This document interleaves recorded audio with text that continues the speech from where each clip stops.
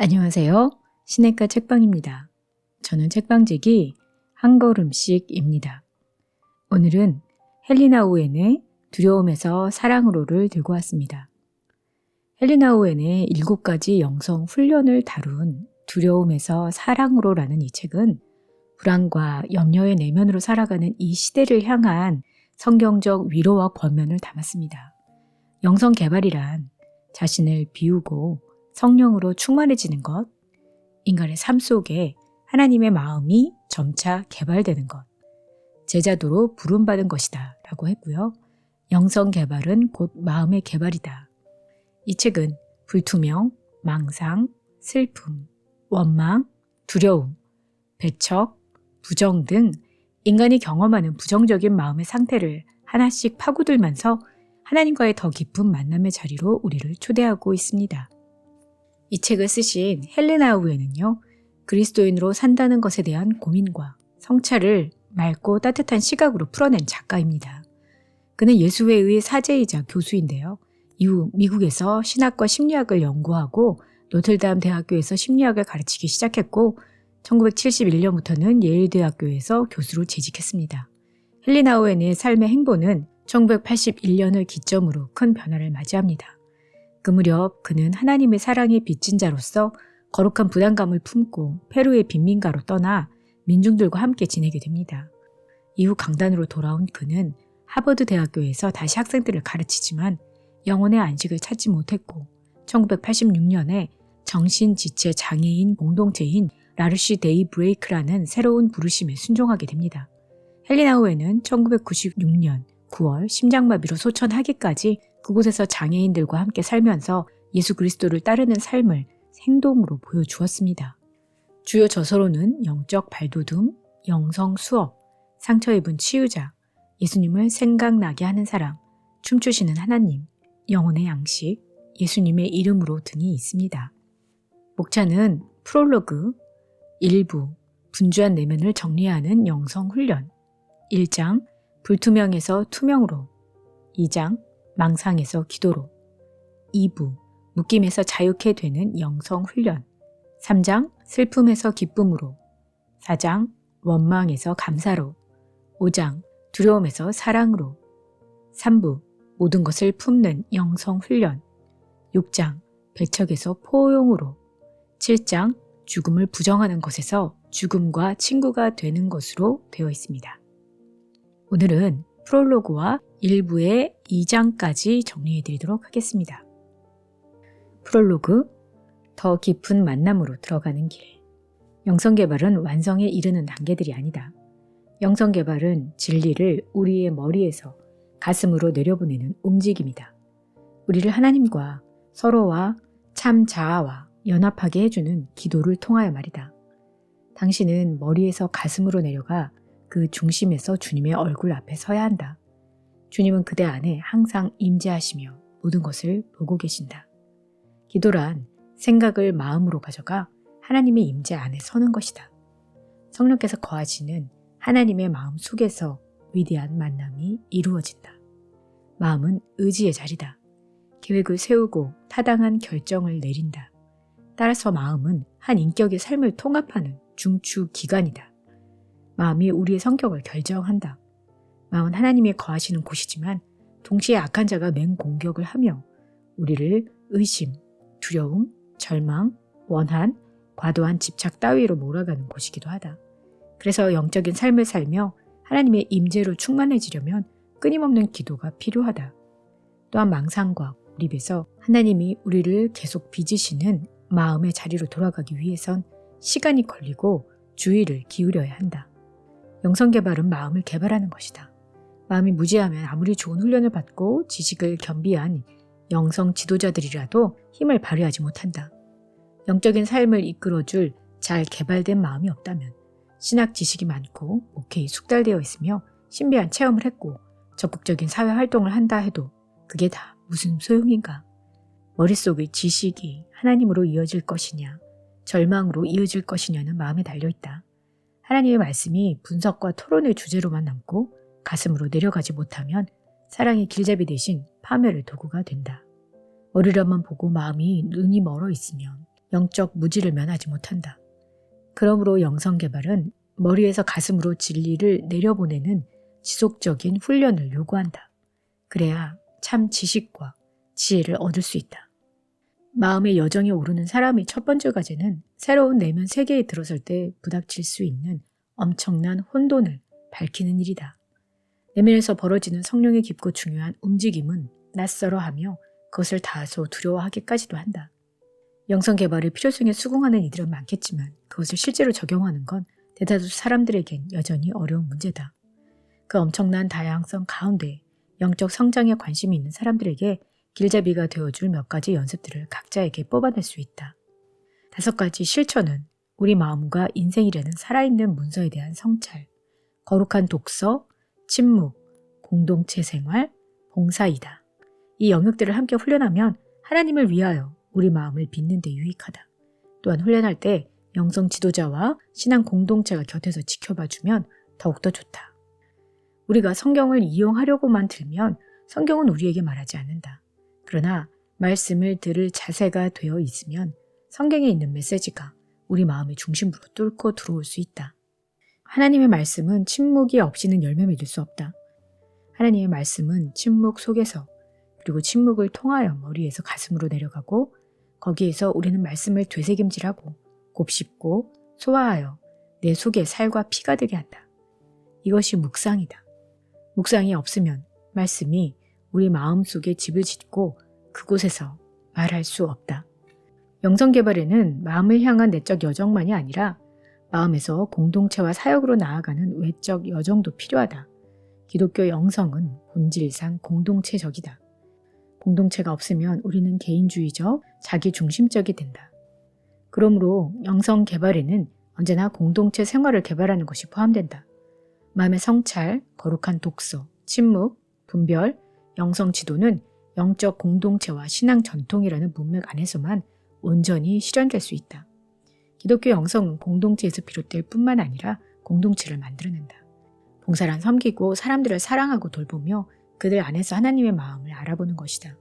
예수님의 참 제자는 언제나 약하고 상하고 병들고 고통받고 가난하고 외롭고 잊히고 불안하고 잃어버린 사람들이 있는 곳으로 간다.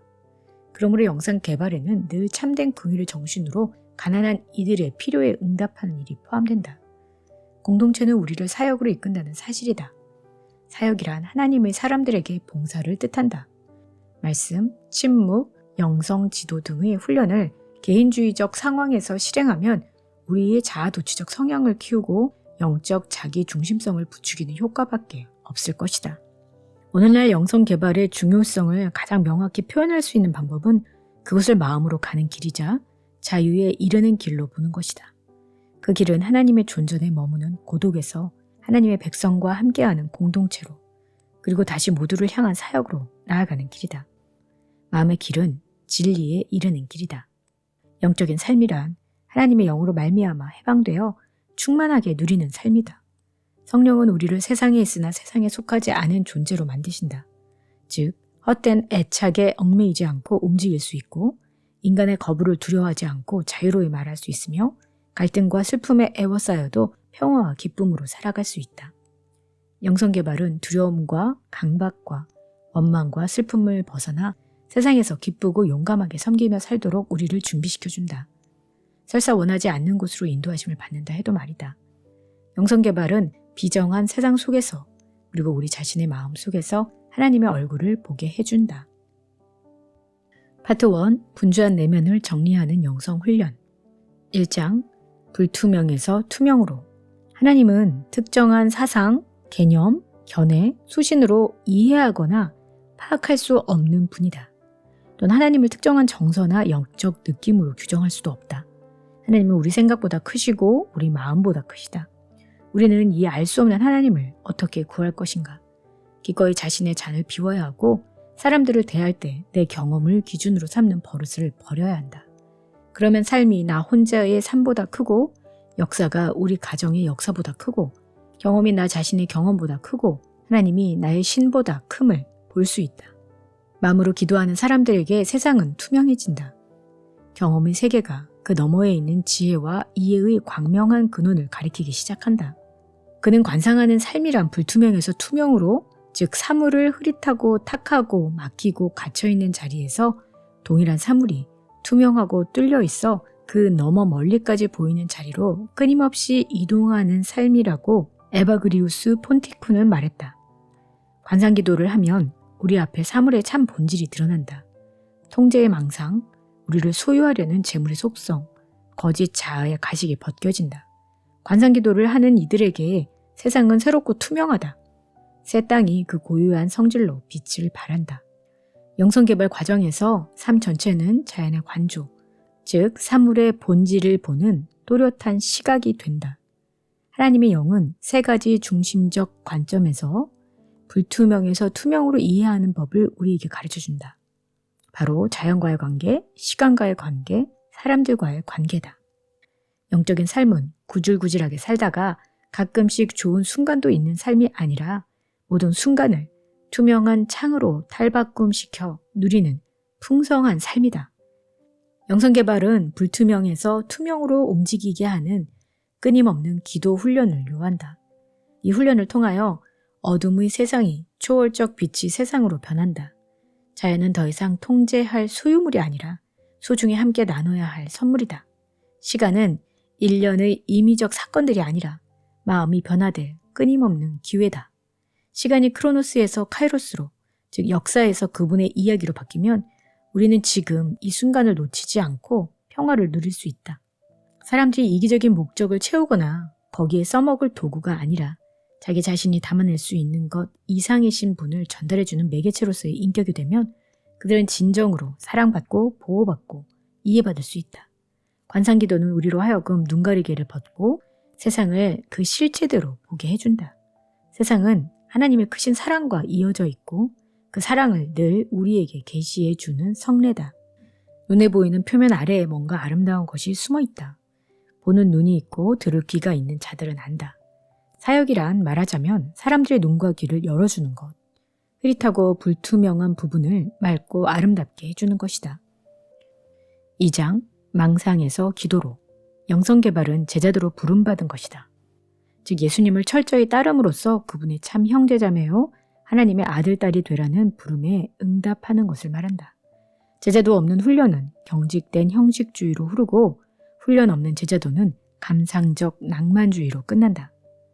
영적인 삶의 다양한 훈련들은 자유를 누리기 위한 것이며 우리의 삶 속에 요긴한 선을 긋는 확실한 방법이다.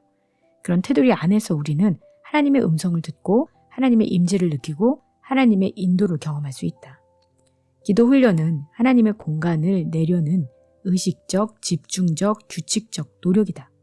모든 주변 환경은 우리의 삶의 공간을 한치도 남김없이 다 채워서 정신을 쏙 빼놓으려고 한다. 고요한 중심이 없는 삶은 쉽게 망상에 빠진다.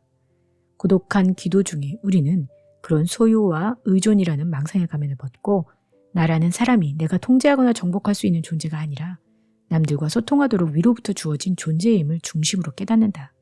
나의 정체가 성취나 소유에 달려있지 않고 나를 규정하는 것이 생산성이 아니며 나의 가치가 유용성과 같이 않음을 우리는 잠잠히 기도하며 알게 된다.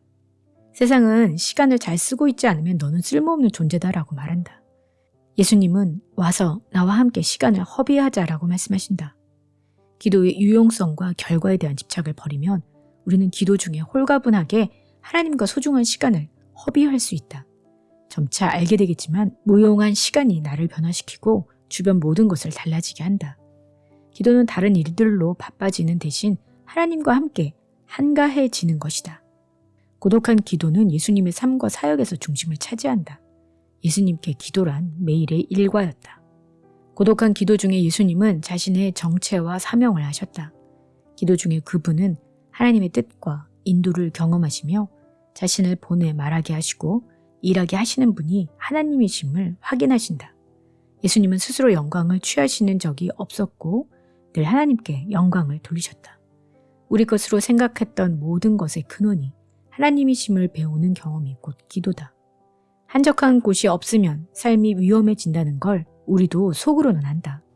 고독한 자리가 없으면 활동은 금세 공허한 몸짓이 된다. 침묵과 말, 물러남과 개입, 멈과 가까움, 고독과 공동체 사이의 세심한 균형은 영적 삶의 기초를 이룬다. 따라서 이것은 우리의 가장 깊은 관심의 주제가 되어야 한다. 머리에서 가슴으로, 즉 끊임없는 상념에서 끊임없는 기도로 내려가려면 고독과 침묵을 품고 우리 존재의 중심에서 하나님을 만나야 한다. 마음의 중심부에서 우리는 우리를 내 사랑하는 자라 부르시는 분께 귀 기울이는 법을 배운다. 머리에서 가슴으로 내려가는 구체적인 방법은 무엇일까? 한 가지 단순한 길은 기도문을 최대한 집중하여 천천히 반복하는 것이다. 머리에서 시작하여 차차 가슴으로 반복하는 이 집중 기도는 연습할수록 쉬워진다. 주기도문이나 하나님께 영광이나 주여 자비를 베푸소서를 외운다면 이미 집중 기도를 시작한 셈이다. 우선은 그런 기도를 그냥 반복해보라. 시편 23편이나 고린도전서 13장을 암송하는 것도 좋다. 반복되는 기도 내용을 나의 전 존재를 다하여 듣는 것이다. 이렇게 기도가 머리에서 내 존재의 중심부로 내려가면 기도의 치유력을 경험하게 된다. 기도는 마음의 훈련이자 현 순간의 영적 연습이다. 기도할 때 우리는 하나님의 임재 속으로 들어간다. 그분의 이름은 임마누엘, 즉 우리와 함께 하시는 하나님이다. 기도란 지금 여기서 나에게 말씀하신 하나님의 음성을 귀 기울여 듣는 것이다. 내가 결코 혼자가 아니라는 것과 하나님이 언제나 나와 함께 하시고 나를 돌보시며 내게 말씀하신다는 것을 과감히 믿으면 우리는 죄책감이나 불안감을 주는 목소리들을 물리치면서 현 순간을 품을 수 있다. 기도 시간도 규칙적으로 정해놓는 것이 필요하다. 아침 일찍 일어나 적어도 30분을 하나님과 함께 보내고 이어서 같이 사는 사람들과 잠시 얼굴을 마주하며 따뜻한 시간을 보내면 어떨까? 기도 시간을 정했으면 기도할 장소도 정해야 한다. 방해받지 않는 조용한 장소가 꼭 필요하다. 하나님과 단둘이 있을 시간과 장소를 정했으면 그 다음은 그냥 예수님과 함께 있으면 된다. 그분이 당신을 바라보시고 만지시고 당신에게 말씀하실 것이다. 그리고 당신 나름대로 마음이 갈망하는 방식대로 그분을 바라보고 만지고 그분께 말씀드리라. 아침에 잊지 않고 기도하고 현 순간을 의식하고 일주일 중 하루를 하나님의 특별한 날인 안식일로 구별하라. 그러면 삶 전체와 모든 시공과 우리가 만나는 모든 사람들이 하나님의 빛으로 말미암아 변화된다. 기도로 충만한 삶을 산다는 의미에서 기도하면 할수록 더 하나님과 함께 있고 싶어진다. 하나님은 자연과 순간과 사람과 사건 속에서 빛나신다. 기도는 우리 안에 그러한 그분과 함께 있고픈 굶주림과 목마름을 낳는다.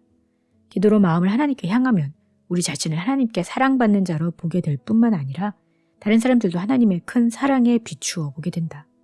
기도할 때 벌어지는 흥미로운 일은 우리가 얼마나 피곤하고 염려가 많은지 알게 된다는 것이다.